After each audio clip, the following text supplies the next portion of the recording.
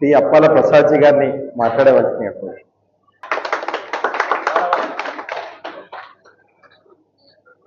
అందరికి నమస్కారం. ఈరోజు ఒక పవిత్రమైన దేవస్థానం అందరం కూర్చొని ఉన్నాం. సందర్భం ఏంటంటే కొన్ని వేల కిలోమీటర్లు బాలకృష్ణ గురుస్వామి గారు ఇందాక చెప్పారు, జమ్మూ కాశ్మీర్లో అత్యంత ఉద్విగ్నత కలిగినటువంటి లాల్ చౌక్ ప్రాంతం నుంచి నడుచుకుంటూ వేల కిలోమీటర్లు నడుచుకుంటూ వచ్చారు. ఇంకా సగం దూరం వెళ్ళాలి. ఇంకా కన్యాకుమారి వరకు వీరు పాదయాత్ర చేస్తారు. మీరు వెంట 5గురున్నా 10 మంది ఉన్నా ఈ దేశంలో ఉండేటువంటి 140 కోట్ల మంది ప్రజలంతా బాలకృష్ణ గురుస్వామి గారు వెంట ఉంటారు. నాకు వారు చాలా సంవత్సరాల నుంచి పరిచయం అయినప్పటికీ కూడా అప్పుడప్పుడు గోవుల గురించి నేను ఎంత మాట్లాడినా ప్రత్యక్షంగా ఆచరణ చేసి వాటి గురించే నిరంతరం తప్పించి నిద్రపోయిన వాటి గురించే కలలు కనేటువంటి వ్యక్తి బాలకృష్ణ గారు. అటువంటి వారు ఈ రోజున ఒక పవిత్రమైనటువంటి సాధు జంతువు, 32 రకాల దేవతలు ఆహ్వానించినటువంటి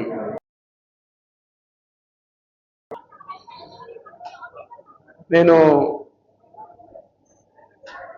సుమారు ఒక 10-15 సంవత్సరాల క్రితం, సుమారు 1994లో ఇక్కడి నుంచి పాదయాత్ర, వార్ధా నుంచి పాదయాత్ర, అల్కబీర్కి వ్యతిరేకంగా ఒక పాదయాత్ర వచ్చింది 500 కిలోమీటర్లు. అప్పుడు ఇక్కడ ఉమాభారతి గారు, తర్వాత వెంకయ్య నాయుడు గారు ఆ కార్యక్రమంలో ఉన్నారు. అప్పుడు ఒక పాట పాడాను. నేను ఆ పాట పాడుతూ గ్రామాలకు వెళ్తున్నప్పుడు చాలా మంది గ్రామస్తులు కన్నీళ్లు కార్చారు. ఆవుతో ఉన్నటువంటి సంబంధాన్ని వాళ్ళందరూ కూడా నెమరేసుకున్నారు. ఒక ఆవుని రైతు అమ్మడానికి తీసుకెళ్తుంటే ఆ రైతుతో ఆవు అంటున్న మాట ఇది: కొడుకా నన్ను కోతాకమ్మకురా, కన్ను మూసేదాకా కష్టపడతా నీ కోసం, కొడుకా నన్ను కోతాకమ్మకురా. నేను మీ ఇంటికి వచ్చినప్పుడు అప్పుడు పెళ్ళిళ్ళప్పుడు వరకట్నాలు ఇచ్చేవాళ్ళు కదా, ఆవులు ఇచ్చేవాళ్ళు. అవ్వతోని అరణమచ్చిన అయ్య కారు ఎడ్డనిచ్చిన, పాలు ఇచ్చి నిన్ను పెంచిన పెద్ద కాపుగా నిన్ను చేసి, ఇప్పుడు నేను ముసలినైతిని, వట్టిపోయిన గోదెనైతిని, ముట్టి కాసుల కోసరమునను కొట్టి చంపే వాళ్ళకిస్తవ, కొడుకా నన్ను కోతాకమ్మకురా. నన్ను మార్కెట్లో నిలబెడితే రైతులు కొనుక్కపోయేది, రైతుల వేషాలు వచ్చే కట్టిక వాళ్ళు కొనుక్కోపోయేది. అల్కబీరోళ్ళు వస్తారంట, ఎక్కువ పైసలు ఇస్తారంట, పైసలాసకు నన్ను నీవు పట్టి వాళ్ళకప్పగిస్తే కట్టి కొట్టి పడేస్తారంట, నీళ్లు నాటాడతారంట, నోరు ఎండి కడుపు మండి కదలలేక కన్ను మూస్తా, కొడుకా నన్ను కోతాకమ్మకురా. నన్ను ఫ్యాక్టరీలో తీసుకుపోతే నన్ను ఏం చేస్తారు తెలుసా? పెయ్యి మీద సలసలా కాగేటి నీళ్లు పోస్తారంట, కింద పడ్డ నన్ను మిషిని మీద యాళ్ళాడేస్తారంట, ప్రాణముండాగానే తోలు ఒలిసి ఊడాటిస్తారంట, సరము గొంతు కోసి రకతము మందులల్ల వస్తారంట, కొడుకా నన్ను కోతాకమ్మకురా. నేను మీ ఇంట్లో ఉన్నంతసేపు నాకేమైనా ప్రత్యేక భోజనాలు పెడుతున్నావా? లేదే. దేవుడి చేసిన అసలు మీ ఇంటికి ఎందుకు వచ్చాను తెలుసా? వెనక జనమల కింది బాకీ ఇచ్చిపోని ఇంటికి వచ్చిన, ఇన్ని నాళ్ళు నీ పంచన ఉన్న నాపై జాలి లేదా, పంచనైతా కొడుగా నన్న అరపోలకమ్మబో, కొడుకా నన్ను కోతాకమ్మకురా, నన్ను కోతాకమ్మకురా. గమ్మత్తుగా నమ్ముగా గమ్మత్తుగా.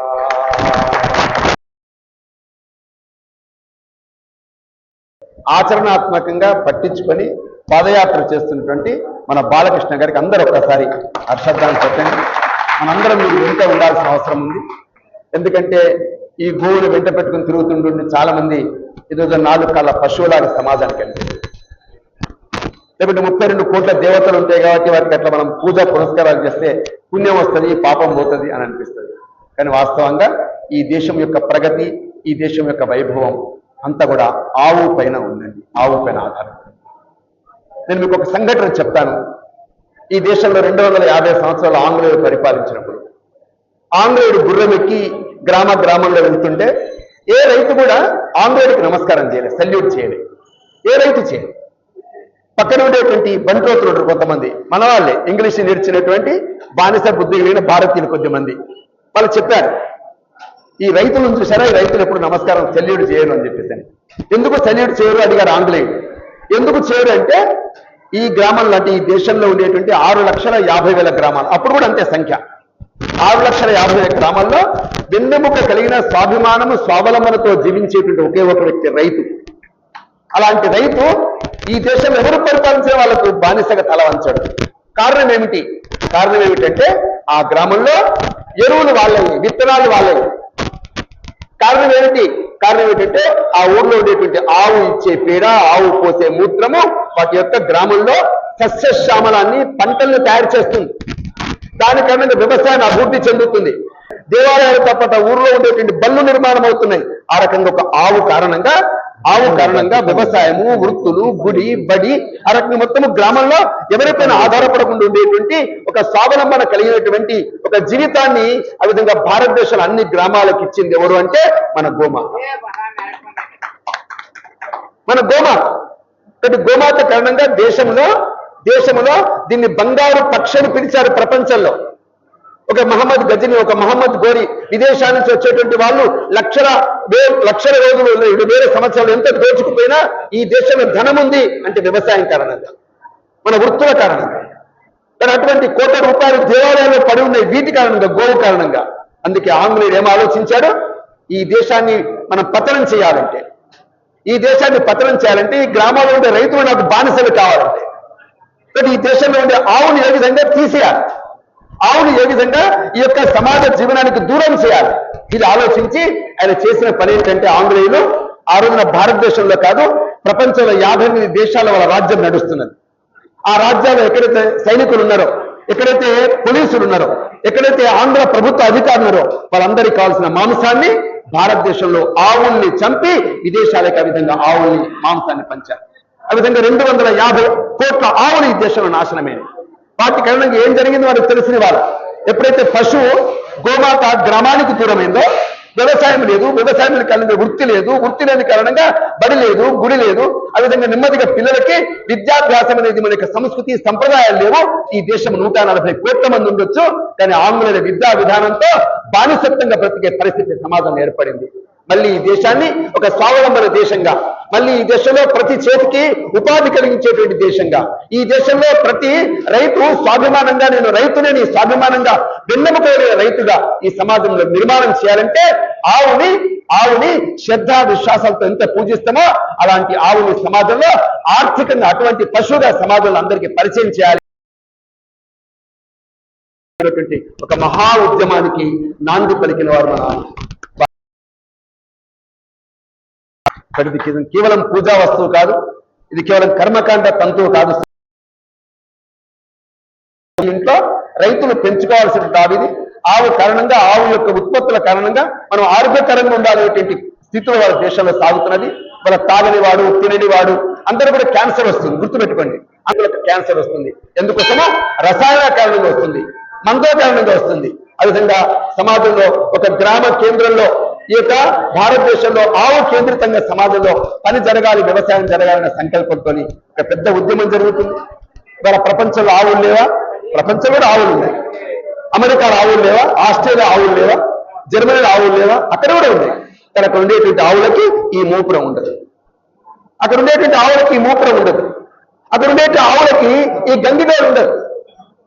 ఏమంటే ప్రపంచంలో మూపురము కలిగి గంగిడోము కలిగినటువంటి ఒకే ఒక ఆవు జన్మించిన దేశం మన భారతదేశం. ప్రపంచం ఏది యొక్క మూపురం యొక్క విశేషం ఏంటి అంటే ప్రపంచంలో ఏ సూర్యకిరణాల కారణంగా అంటే పైనుంచి వచ్చే సూర్యకిరణాల కారణంగా ఈ మూపురము కలిగినటువంటి ఆవుకు మాత్రమే ఉంటుంది. అలాంటి వైబ్రేషన్ గురి చేస్తుంది. కారణంగా తాను తినేటువంటి గడ్డి నుంచి అమృతపు పాలనిచ్చి ప్రపంచాన్ని పోషించి ఏమవుతుందా ప్రతివేళ సమాజంలో ఈ ఆవు అంటే కేవలం పూజా వస్తువు మాత్రమే కాదు, దాని పాలు కావచ్చును, దాని పేడ కావచ్చును, దాని యొక్క మూత్రము కావచ్చును, దాని కారణంగా నిర్మాణమైన ప్రతి ఉత్పత్తి వాళ్ళ సమాజంలో విశ్వాసాన్ని, ధైర్యాన్ని, అలాగే బలాన్ని, శక్తిని, జ్ఞానాన్ని ఇచ్చేటువంటిది. అందుకే ఆవుని పూజించిన వరకే పరిమితం కాకుండా గ్రామ గ్రామాన్ని తీసుకుపోవాలన్న ఒక పెద్ద సంకల్పానికి శ్రీకారం చుట్టినటువంటి బాలకృష్ణ గురుస్వామి గారికి నాకు ప్రత్యేకమైనటువంటి నేను నా వైపు నుంచి ధన్యవాదాలు చెప్తున్నా. ఇన్ని వేల కిలోమీటర్లు నడవడం అనేది నేను సాధ్యం కాదు. 2350 కిలోమీటర్లు నడుచుకుంటూ వచ్చారండి. ఒకసారి ఆగకుండా 30 సెకండ్లు చెప్పకుండా నాకు 30 సెకండ్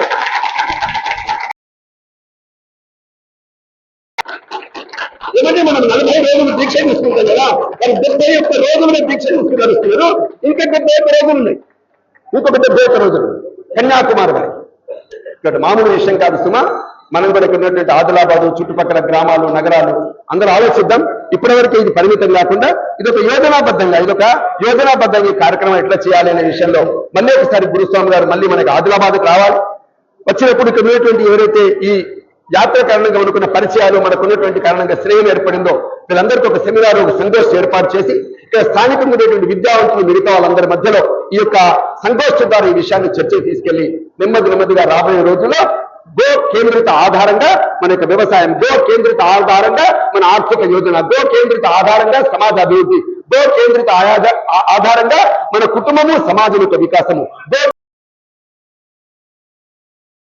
ఇవన్నీ ఇన్ని రకాలుగా ఆలోచించేటువంటి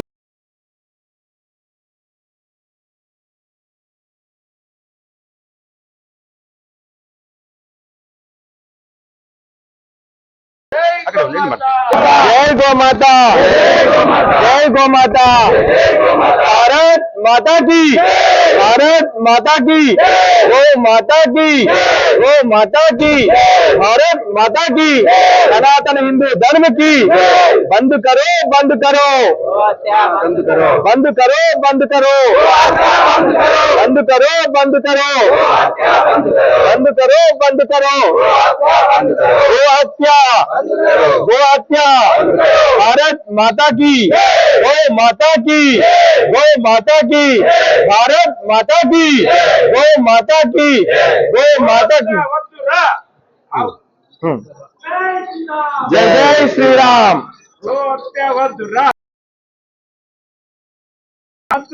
రావు పాలు ముద్దురా, ఆవు పాలు ముద్దురా, ఆవు పాలు ముద్దురా.